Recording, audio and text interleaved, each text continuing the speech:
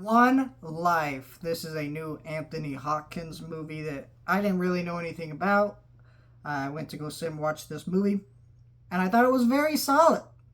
And I thought it was truly a very good movie, surprisingly. And I say surprisingly because, of course, I expected Anthony Hopkins to be really good in it, but I hadn't heard much about this movie. And apparently, after watching the movie, I found out the movie actually did pretty well in limited release. Probably has a lot to do with Anthony Hopkins being a best actor winning guy. He's won the Oscar for that. Not my choice for that year, but he was really good in the movie that he won for. And I definitely recommend you guys check out The Father if you haven't seen that. I believe that's what he won for.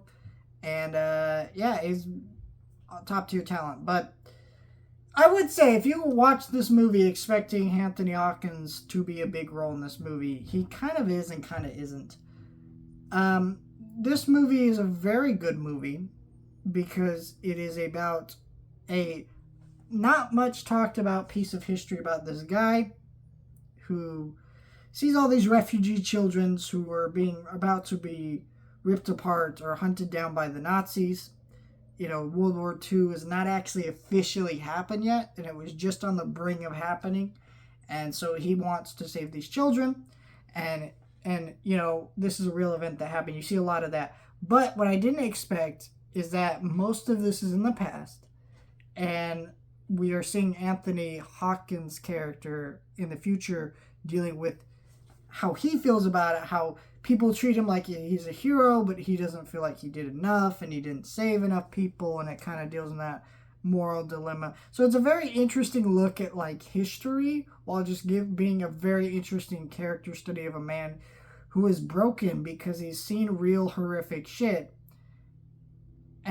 but also he saved lives, he did wonderful things, he was a hero in a way, but he also doesn't feel that way within himself. And that was an interesting character dilemma.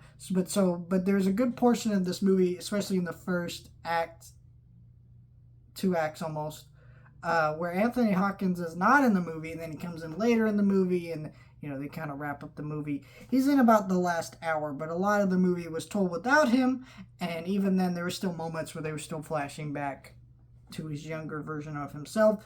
It was a very good performance, and it was a very solid movie. This isn't... I kind of am surprised whatever studio or company released this didn't release it towards award season. Maybe try to get some awards love with this movie. I mean, I don't know if it would have really gotten that, but it still may have gotten more buzz about it. I think this movie definitely deserves your attention if it's playing near you. If not, it's going to be on digital pretty soon. It is one of those that's, just kind of going to be in theaters and then gone the next, but it was a very solid movie that I would recommend.